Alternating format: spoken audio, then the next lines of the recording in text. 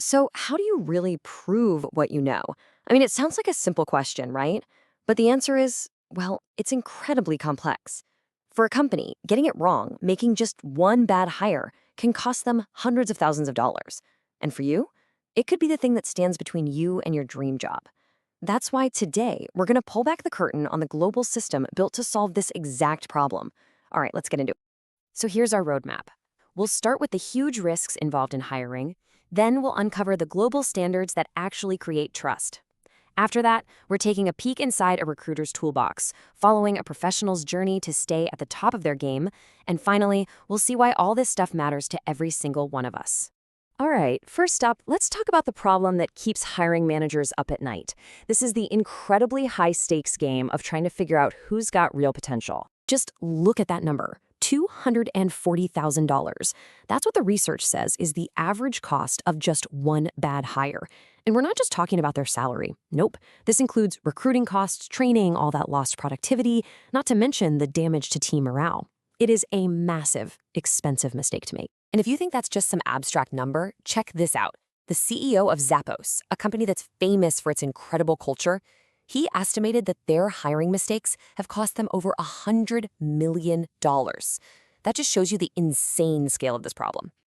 So, how do companies defend against these kinds of disasters? Well, the industry has really turned to data. A whopping 4 out of 5 Fortune 500 companies now use pre-employment tests to check out candidates. They're trying to replace guesswork with actual, solid insight before they make an offer. But wait, if everyone's going to rely on tests, that raises a pretty big question, doesn't it? How do we know the tests themselves are any good? And that brings us to the global system that was designed for exactly that, to build trust and credibility. First things first, let's get our vocabulary straight. Competence. It isn't just about knowing stuff from a book. It's the ability to apply what you know to get real-world results. It's the difference between memorizing a recipe and actually being able to cook an amazing meal. And this is exactly why certification is so powerful. It's the formal stamp of approval. And the key part here is that it comes from a neutral third-party organization that's basically saying, yep, we checked this person out and they've got what it takes to do the job. Now we're moving up to the highest level of trust. So if certification is about checking the individual, well, accreditation is about checking the checkers. It's this super rigorous process to make sure the organizations that are handing out the certifications are themselves fair, consistent, and totally on the level. So who's running the show? At the very top, you have the International Accreditation Forum, or IAF. You can think of them as the global watchdog for this entire system. And the tool they use is a specific international standard called ISO/ISO 17024. That's the rulebook, the gold standard, that makes sure a certification you earn in one country is actually trusted and respected in another.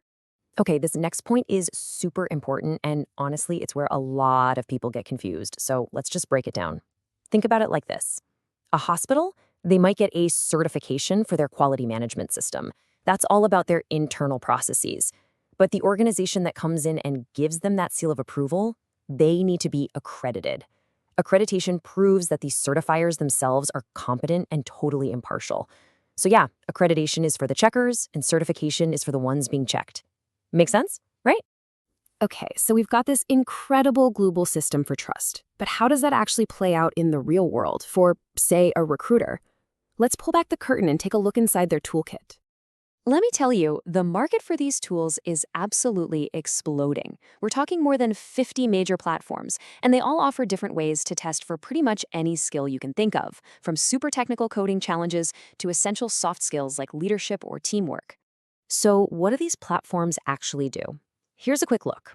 You have something like Test Trick, which is an all-in-one that's perfect for companies that need to screen tons of candidates really fast. Then you've got iMocha, which boasts this enormous library of over 10,000 skills tests. It's a favorite for big companies with lots of different roles. And then there are tools like Criteria, which are all about science-backed tests for things like personality and emotional intelligence, for companies that want to look beyond just the technical stuff. So how on earth does a recruiter choose the right tool? Well, they've got a checklist. They're asking stuff like, does it have the right kinds of tests? Can it connect to our other hiring software? Can we make it look like our company's brand? And this one's a biggie. How does it stop people from cheating? But maybe the most important question is this a good experience for the candidate? Or are they just going to get annoyed and quit halfway through? Now, let's flip the script. We've seen things from the company's perspective, but what's it like for the professional? Because getting a certification isn't the end of the race. It's actually just the starting line. Right. A credential isn't something you just get and forget. It's a living thing, and you have to maintain it because skills get outdated and whole industries change. A great example of this is board-certified emergency nurses. Let's see how a top-tier profession makes sure its people are always on the cutting edge. For these incredible nurses, recertifying isn't optional, it's a must. And they have two really clear ways to prove they're still at the top of their game. Path 1, complete 100 hours of serious continuing education. Path 2, sit down and pass that tough certification exam all over again. Now, if they do go the education route, it's not a free-for-all. It's very structured. Look at this. A full 75% has to be directly about their clinical work. At least half of it has to come from accredited, high-quality sources, and then the rest can be about other things like leadership. But what about keeping everyone honest? How do we know people are actually doing all this work? Well, the system has teeth. At least 10% of the nurses who recertify this way are chosen at random for an audit, and they have to show proof for every single hour they claimed. It's that accountability that makes the whole process credible. Okay, so we've got a high-stakes problem, a global trust system, a whole marketplace of tools, and this lifelong journey for professionals. Let's tie it all together and answer the biggest question of all. Why does any of this even matter?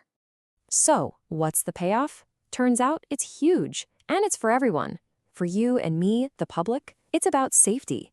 It's that peace of mind knowing the nurse helping your family or the engineer who built that bridge you drive over, they're legit.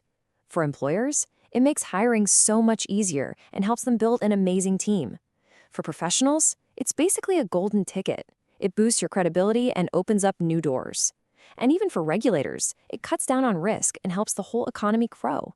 It's a win-win-win-win. And really, that's the bottom line.